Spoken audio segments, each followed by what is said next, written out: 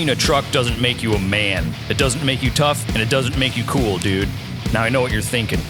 Listen to this libtard who don't know nothing about trucks. Hey, bozo, I live on a farm. I grew up in a small town, and I know a thing or two about trucks and their mouth-breathing owners. So buckle up, fatty. We're about to go for a Sunday drive down Diabetes Boulevard.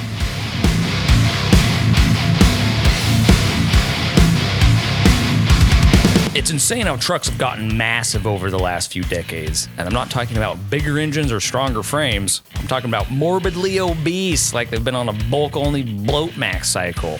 Why is this happening, you might ask? Well, as their owners have gotten wider over the decades, the trucks have gotten larger to accommodate them and their supersized families. Crew cab? More like fat cab. But here's the kicker. While the cabs got bigger to fit you and your McDonald's order, the truck beds got smaller. Shit, you can fit more in an old Toyota pickup bed than you can in some of today's $80,000 work trucks. And you're not hauling lumber, dude. You're hauling yourself, your fat wife, and your fat kids to Applebee's. Good thing you got that diesel for towing capacity, am I right? Back in the day, a truck was basically a steel cage bolted to an engine. No touchscreens, no heated cup holders, and no backup camera. You got in, turned the key, and it either started or it didn't.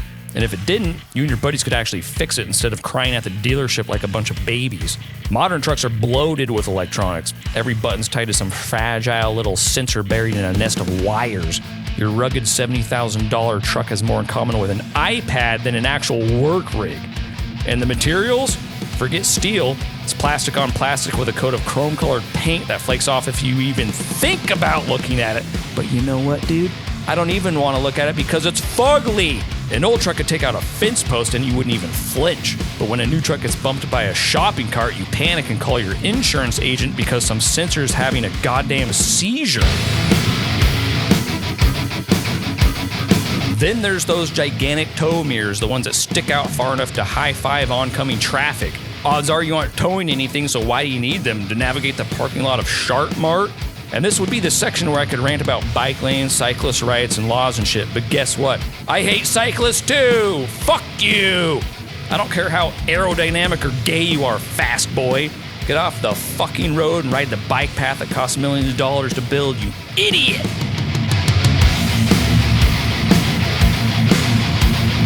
Now let's talk about your loud-ass exhaust. You think it makes you sound like some sort of badass, right? Yeah, well, nobody's impressed, dude. Not the girl with big tits at the stoplight, not the old guy at the gas pump who grew up deadlifting V8s, not even your own dog cares. You know who is impressed? Other truck owners of the same brand loyalty. For instance, a Ford owner might hear the shit roar of another Ford owner's turbo diesel. As it's revving up, a little bit of blood rushes to the tip of his pee-pee. This is a mating call, guys.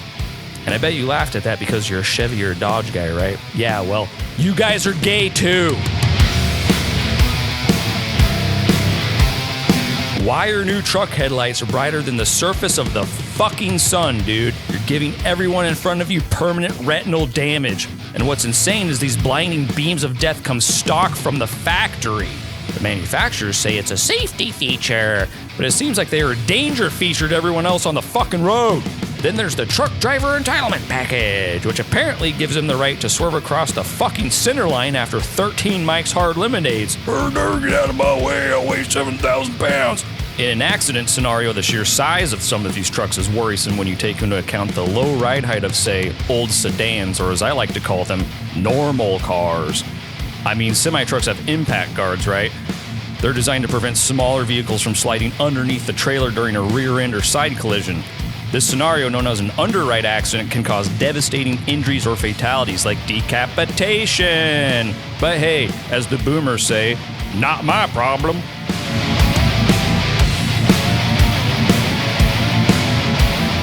Now, there are times when it is valid to own a truck, like if you're a construction worker, a farmer, or you haul things more than twice a year. But if the only thing you ever hauled in that pathetic tiny truck bed is Costco toilet paper during the Wuhan flu, congratulations, dude. You bought a man-sized purse that cost you $800 a month. So just remember, at the end of the day, manhood isn't measured by the size of your truck, but how you use it. Change my mind?